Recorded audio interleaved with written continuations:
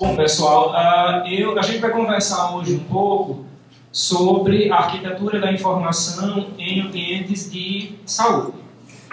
Mas eu gosto, sempre que sou convidado para alguma conferência, muito de ouvir o evento, né? De apertar um botão aqui para talvez modificar alguma coisa daquilo que eu pensei em falar em função daquilo que está aparecendo no evento. Eu fiz isso ontem, né? Dormi um pouco menos, mas para alterar, para modificar algumas das questões que eu tinha pensado para discutir com vocês, em função de algumas coisas que para mim soaram muito bem, foram muito bacanas, que foram aparecendo aqui ao longo de algumas falas de alguns colegas que também vieram apresentar suas falas, tá? Então, o que a gente vai fazer basicamente, eu queria fazer um preâmbulo, tá?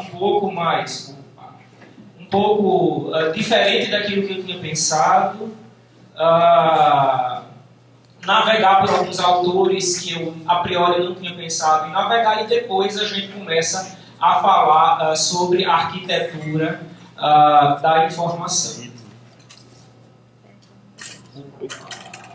Bom, só falar um pouco do meu lugar de produção discursiva, né? Eu sou professor da Universidade Federal da Paraíba, sou professor do programa de pós-graduação em Ciência da Informação da UFPB, tá?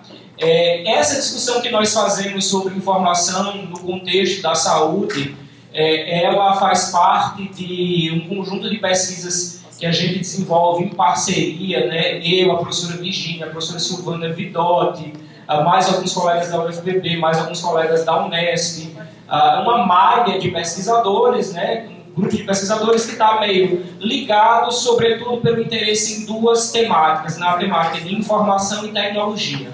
Dentro dessa discussão, dentro desse debate sobre informação e tecnologia que nós fazemos, a gente tem um interesse especial pelos problemas informacionais e tecnológicos em ambientes que a gente chama de ambientes de informação digital, ambientes analógicos, ambientes híbridos. E de alguns anos para cá, a gente tem começado a pensar um deslocamento conceitual, ampliando a noção de ambiente para pensar numa ecologia informacional complexa. E aí a gente vai falar um pouco disso, tá? Para introduzir, a gente poderia primeiro fazer algumas constatações, né? A gente vive numa sociedade, num modelo de sociedade onde as mudanças tecnológicas elas são contínuas. E aí eu destaquei aí em vermelho que a gente vive um estado permanente de liquidez. E está em vermelho não é à toa. Porque assim, eu entendo que o termo permanente e o termo liquidez eles são necessariamente contraditórios. Porque se a gente for dialogar um pouco com Zygmunt Bauman, que vai falar da modernidade líquida, que vai falar dessa metáfora da liquidez e aplicar dentro do conjunto de vivências que a gente tem hoje, a líquido, e aí até bebendo um pouco com a física, né, que de formação eu sou físico, uma coisa líquida é alguma coisa que não tem forma, né? Ela tem a forma do recipiente que o contém. Se eu pegar 100 ml de água e colocar num copo, vai ter aquele formato daquele copo. Se eu colocar numa taça, vai ter o formato da taça, enfim. E tem uma outra característica que é de escapar às mãos. O que é líquido escapa às nossas mãos. A gente não consegue reter o que é líquido, né? E a gente vive num estado, numa sociedade onde a liquidez ela é permanente, ou seja, tudo é fluido. E isso escapa para as relações humanas, interpessoais, para a área de saúde, para a área acadêmica, enfim, na verdade, essa metáfora da liquidez ela pode ser aplicada em todos os setores da sociedade, tá? E aí a gente entende que isso também tem uma influência da evolução de duas categorias, da evolução teórica e pragmática também da questão da técnica e da tecnologia, que vai produzir artefatos tecnológicos dos quais todos nós hoje, de uma forma ou de outra, está ligado numa relação de dependência. Tá? A gente, quando vai ao banco hoje, a gente não fala, é pouco provável que você fale com uma pessoa. Se é que você vai ao banco, né? Porque agora a gente pode resolver tudo no smartphone. Tá? Então, a gente vive um paradigma infotecnológico que, obviamente, traz avanços inegáveis. Isso é irrefutável. Existem avanços significativos, inclusive na área de saúde. Ontem a gente viu uma apresentação que falava de telesaúde. E tem uma série de outras coisas que apareceram aqui também. A possibilidade de fazer um exame, pegar o resultado, fotografar, mandar pelo WhatsApp para o médico e o médico já responde. Então, existem, obviamente, avanços que são inegáveis. Mas não são neles, não são sobre eles que eu gostaria de pausar um pouco. Tá? Porque as tecnologias, né, eu gosto muito de discuti-las numa perspectiva crítica e perceber que, além desses avanços e benefícios inegáveis, ela também traz malefícios que também são inegáveis. Tá? E aí eu trouxe essa imagem aí para ajudar a gente a pensar sobre isso.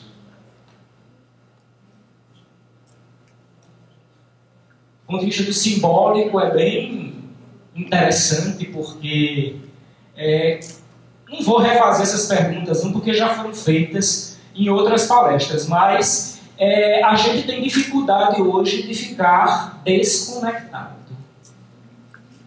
Há alguns dias atrás, o WhatsApp ficou novamente fora do ar por 3 dias, né? E o professor Hamilton, que não está aqui agora, me mandou nos minutos finais assim: vai sair do ar. Ele manda um WhatsApp dizendo: gente, já estou em outro aplicativo, viu? Aí eu disse: tá, acabou, tá sério, não, Hamilton. Não, eu acho que eu dou conta de ficar 3 dias sem o WhatsApp. E eu não instalei nada. Obviamente, isso é um exercício bem complexo hoje. Ficar offline, desconectar-se. A gente vive uma situação de relativo desamparo também. Essa, e aí está bem bacana no contexto da saúde, né? Doutor, todo mundo está me abandonando, inclusive o psicanalista, o psicólogo, o terapeuta, o médico, inclusive ele. Então a gente tem uma sensação de desamparo, de abandono também. Embora tenhamos 1 milhão de amigos no Facebook. Então a gente vive esse espaço de contradição, né? A gente vive esse espaço de contradição. Essa outra imagem eu acho ela espetacular também.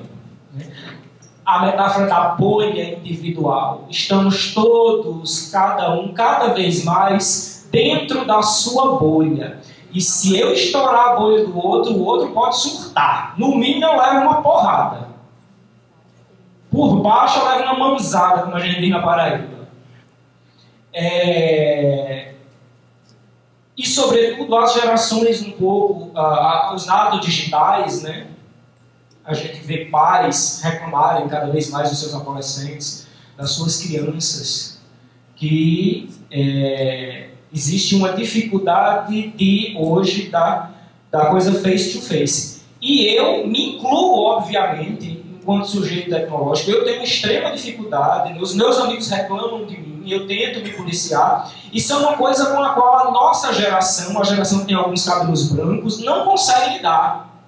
Nós não somos natos digitais, e isso é um espaço de conflito, e é um espaço que começa a impactar na nossa saúde. Né?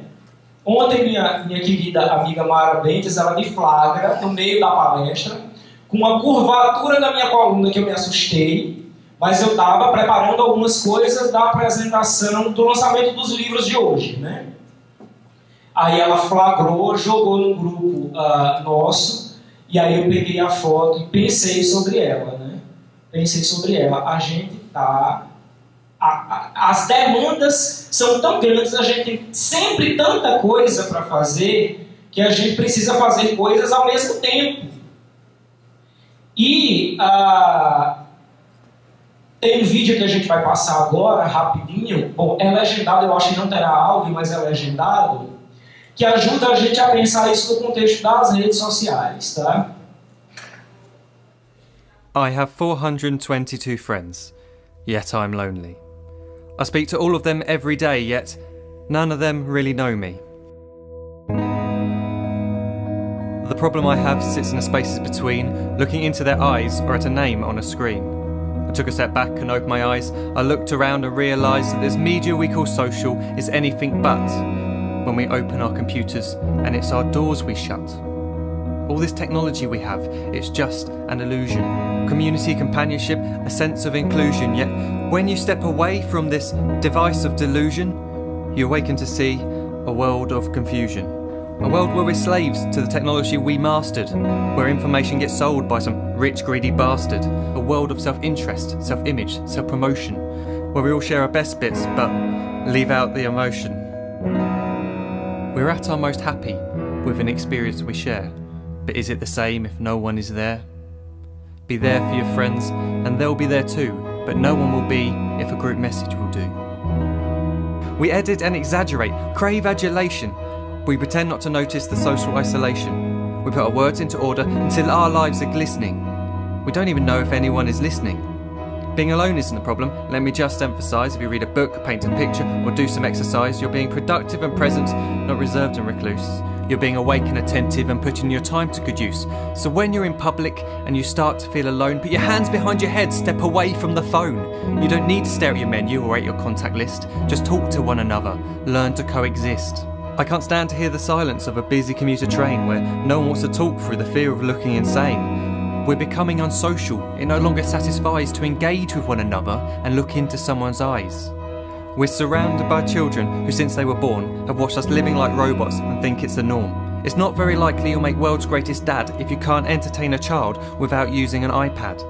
When I was a child, I'd never be home. Be out with my friends on our bikes we would roam. I'd wear holes in my trainers and graze up my knees. We'd build our own clubhouse high up in the trees.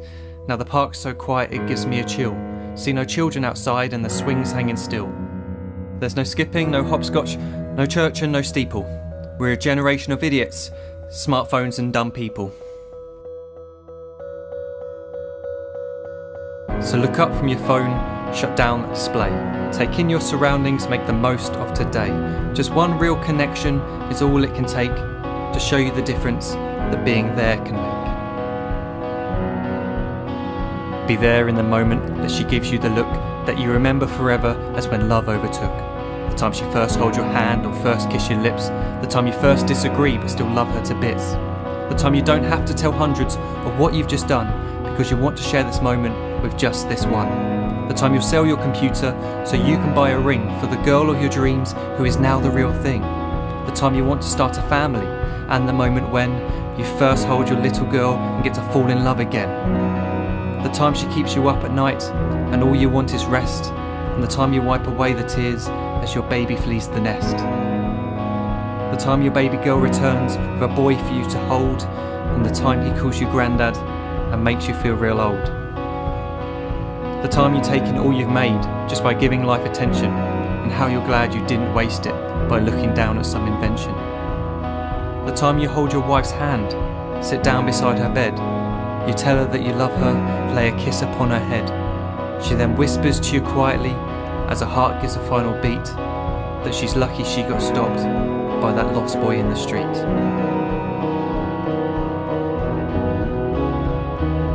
But none of these times ever happened. You never had any of this. When you're too busy looking down, you don't see the chances you miss.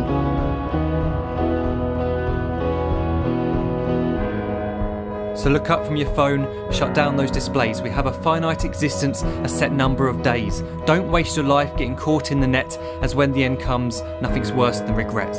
I am guilty too of being part of this machine, this digital world we are heard but not seen, where we type as we talk and we read as we chat, where we spend hours together without making eye contact.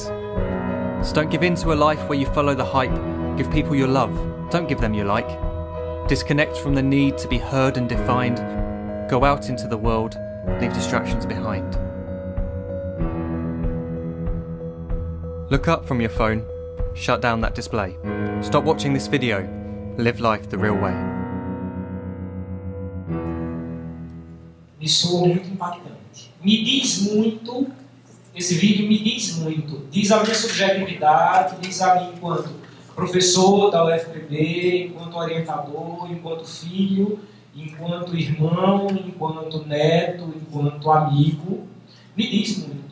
E é um pouco dessa questão que aí aqui a gente começa a pensar qual é o impacto, já que a gente está num evento que discute informação e saúde, qual é o impacto que o uso das tecnologias de informação e comunicação nesse modelo de sociedade infotecnológica ele começa a ter na minha vida, na minha saúde, na sua saúde, né?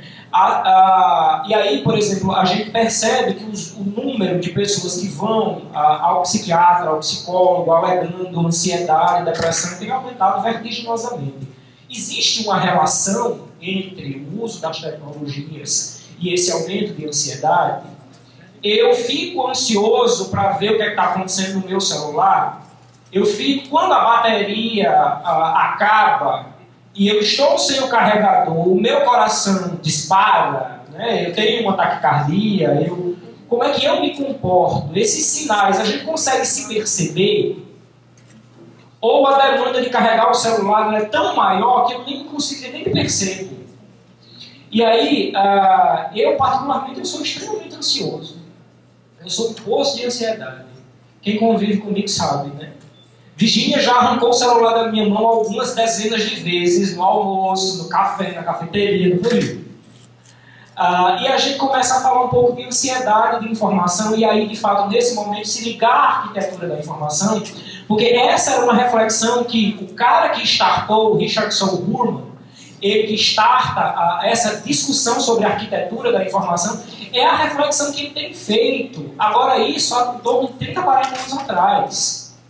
Então ele já sacava que o caminho que a gente ia lograr socialmente nos levaria, já existia uma demanda de ansiedade por informação, e agora eu diria que continua uma demanda de ansiedade por informação, mas também uma demanda de ansiedade por causa da informação. Né? E aí a gente tem algumas reflexões, a gente já andou fazendo. Qual que é o impacto na minha saúde, na subjetividade, nas relações interpessoais, no trabalho, nas instituições, nos campos de produção do conhecimento, nas instituições de saúde. Tá? Então são questões que eu quero intencionalmente deixar aberto.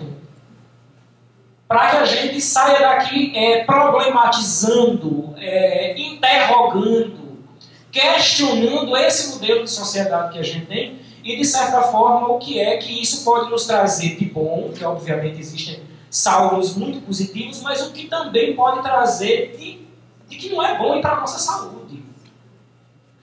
E aí, perguntas genéricas, extremamente genéricas, mas que me parecem muito urgentes, né? Como é que a gente humaniza as relações humanas? E aí tem uma outra contradição aí. Porque eu estou partindo do pressuposto aí que as relações humanas estão desumanizadas. Para a gente pensar isso, para a gente pensar sobre isso. Como é que a gente desacelera? Como é que a gente eu botei em negrito, como é que reaprende a olhar o outro? Eu tenho a minha avó, que foi minha mãe enquanto função, tem 87 anos e tem Parkinson num nível já bem avançado. Agora, quando eu vou passar a tarde com ela, eu me esforço para desligar o celular. Porque é importante olhar no olho dela, tocar na pele dela, cheirar ela, ouvi-la, prestar atenção na hora que ela tem que tomar o remédio, perguntar se ela quer passear. Isso talvez seja mais urgente do que olhar o celular. Como é que a gente reaprende a ouvir o outro? O Leandro Carnal, da Unicamp, ele diz uma coisa bacana. A gente perdeu a capacidade de ouvir o outro. Quando a gente vai para se queixa para um amigo e assim diz, olha, eu estou lascado porque eu tenho que terminar um artigo para mandar para uma revista. Aí o outro diz assim, faz 3 dias que eu não durmo com a dissertação do meu orientando e não sei de onde. Essa semana tinha um deadline, né, meninas? E eu vi uma competição de gente dizendo, hoje eu vou varar a noite, mas vou mandar lá. Não foi, meus bens. E, gente, isso é muito louco, porque a gente não pensa mais, a gente não problematiza mais qual é o impacto de passar uma noite sem dormir.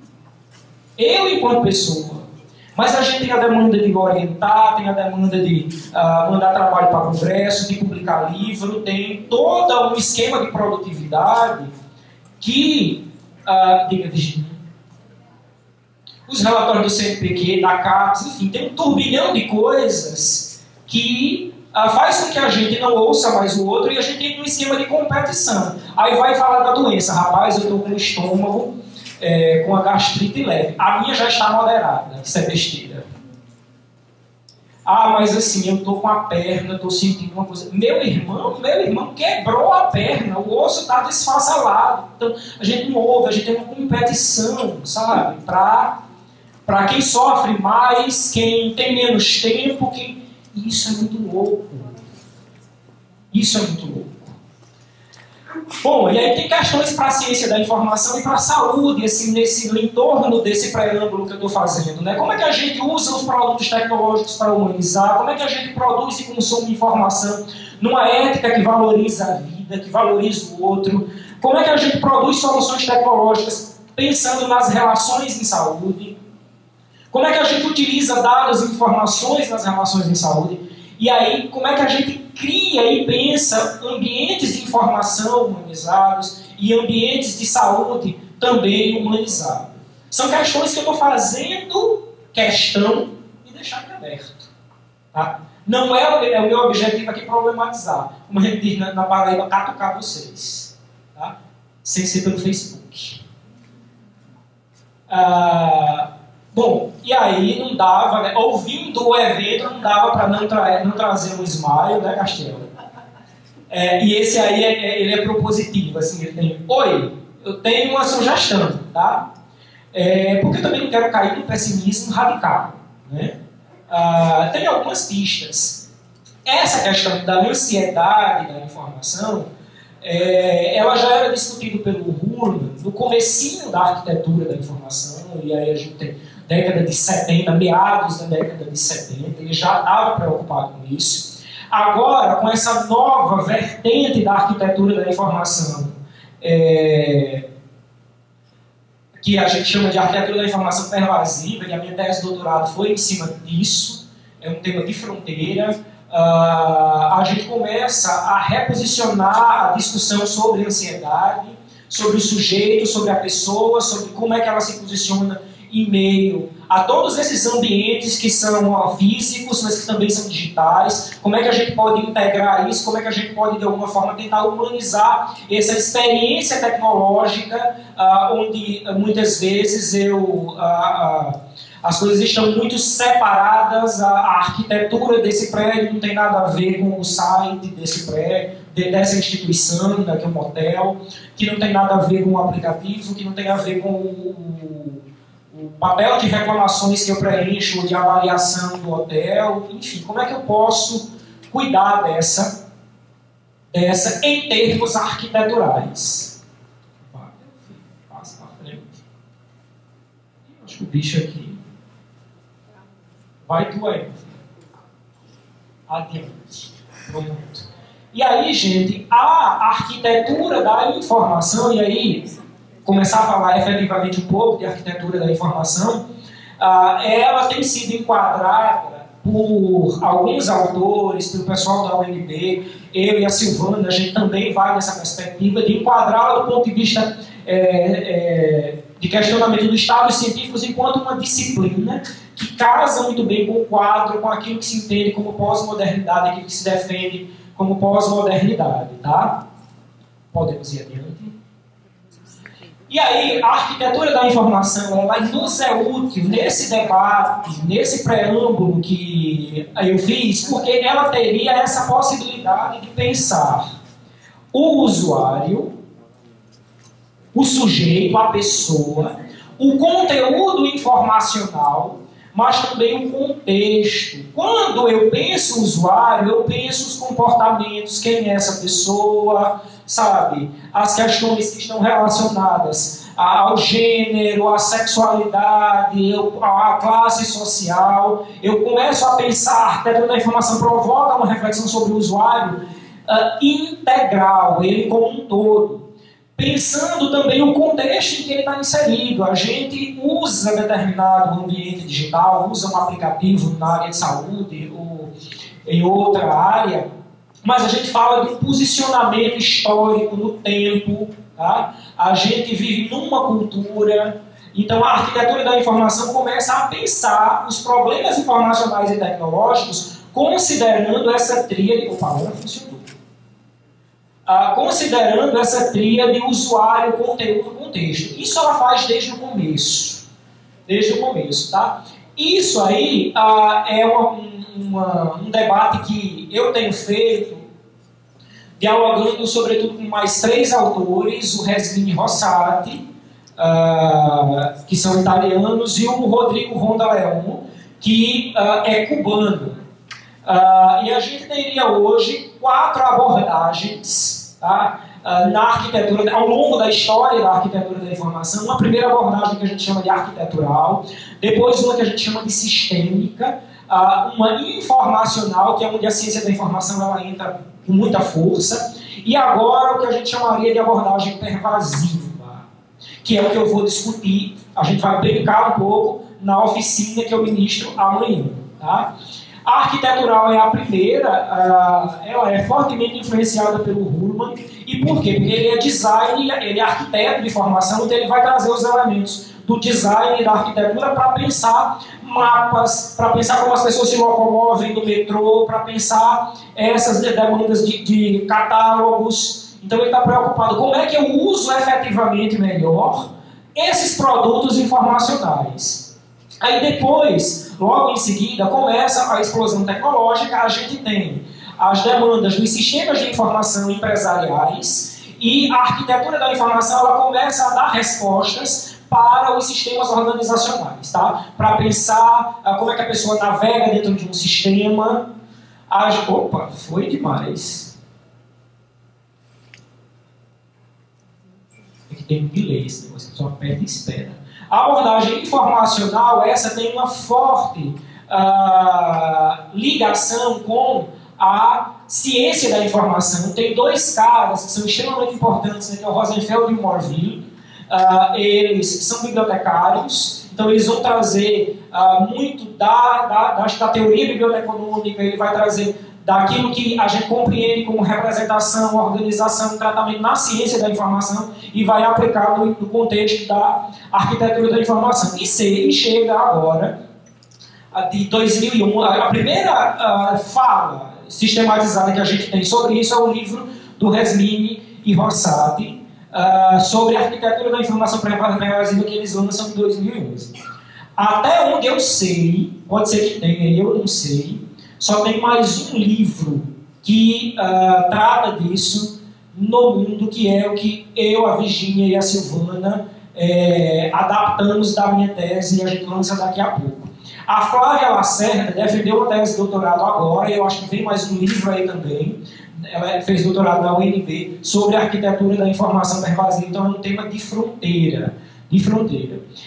A arquitetura da informação em si, ela vai se preocupar com questões como eu me locomovo, como eu navego dentro de espaços físicos e também digitais, tá? Como é que eu posso organizar as informações nesse ambiente para que eu me locomova, para que eu navegue, para que eu encontre informação, para que eu encontre pessoas, para que eu consiga atingir os meus objetivos e as minhas demandas naquele contexto, tá? A gente sempre traz o exemplo do metrô de Tóquio, né? Esse mapa do metrô de Tóquio, e uma coisa que a arquitetura da informação vai fazer, que é pegar os elementos culturais, né? E para repensar o mapa do metrô, agregando elementos da cultura. Esse livro aí eu já falei dele, né? O livro do Resmini e do Rossati. Eles começam a pensar a arquitetura da informação pervasiva e eles começam a perceber o seguinte: olha, tudo que a gente tinha de arquitetura da informação começa a não responder bem às demandas informacionais e tecnológicas. Porque tem uma coisa que eles vão chamar de experiência cross-channel, que é uma coisa que acontece com a gente todo dia. Tá? Por exemplo, no campo da saúde, a gente começa... eu faço isso muito, né? estou sentindo uma dor de barriga junto com uma vontade de vomitar. Eu pego os possíveis sinais que eu estou tendo, aí eu vou no Google. Né? Um monte de gente faz isso, né? Como alguém dizia ontem, você vai para o médico pedir uma segunda opinião, porque a primeira é do Google. Né? Do Dr. Google, né? E aí, o que é que a gente faz? Então é um processo, o processo de reflexão sobre o que eu tenho, sobre o que eu estou sentindo, ele começa na esfera digital. Eu vou no ambiente de informação digital para tentar ver se eu consigo achar pistas sobre o que eu tenho. E decido ir ao médico. Aí, dá o consultório, é uma experiência que continua no plano físico, né? No plano analógico. Tá? Aí ele me passa alguns laboratórios, então eu vou ao laboratório, faço os exames, coleta sangue, enfim. Mas esses exames, eles podem chegar no meu smartphone, o resultado.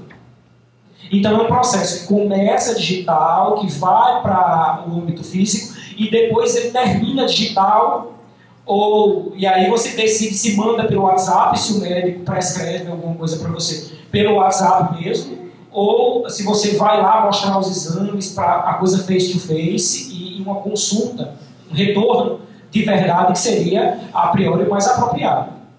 Tá? Então, são experiências, a gente faz isso a toda hora, a gente vê um tênis na internet, aliás, na TV, aí vai procurar mais informações na internet, aí vai numa loja com a Centauro, calça, um tênis, alguma coisa, aí diz, eu vou ver se eu consigo achar mais barato na internet, aí acaba indo comprar no e-commerce, tá? Então, porque achou mais barato e com frete gratuito. Então, a toda hora a gente está cada vez mais vivendo essas experiências cross-channel.